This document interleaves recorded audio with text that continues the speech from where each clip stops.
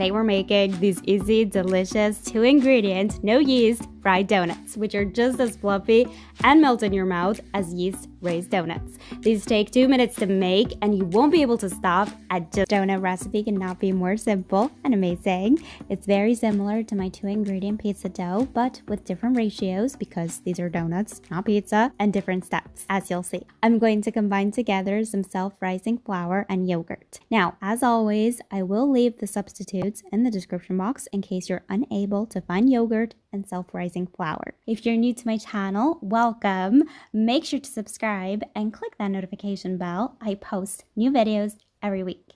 Now, as you're mixing this dough, you'll notice it's quite sticky and soft. Do not add any more flour to this until you have a nice uniform dough. Now, believe it or not, we're ready to fry.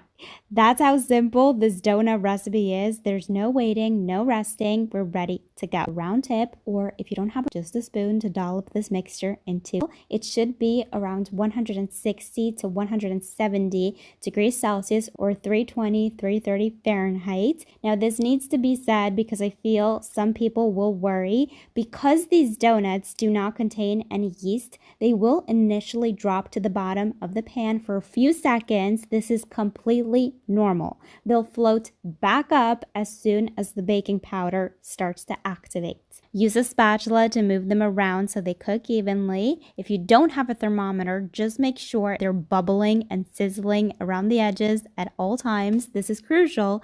Every time you're frying, you're going to cook these donuts until golden, and then you're going to place these onto some paper towels. Now I'm going to show you 3 different ways to serve these donuts. The dough itself doesn't contain any sugar because it doesn't need sugar. The sugar is going to come from the toppings. The first donuts we're going to make are just plain delicious sugar donuts tossed in plain sugar.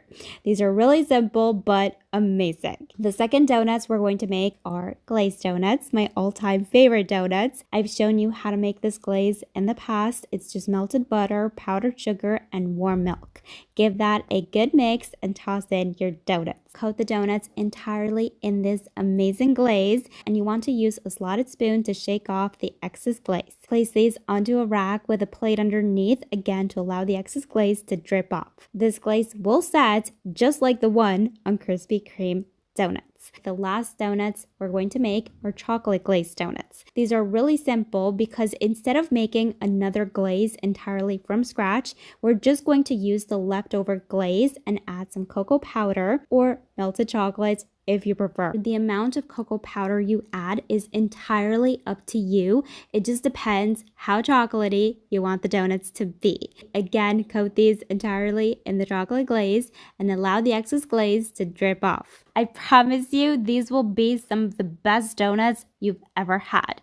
You won't be able to tell the difference between regular yeast-raised donuts and these donuts. They're super soft and they have a beautiful bounce to them, just like yeast-raised donuts do. You know, if I give you a recipe, I truly believe it's amazing and it's a must try.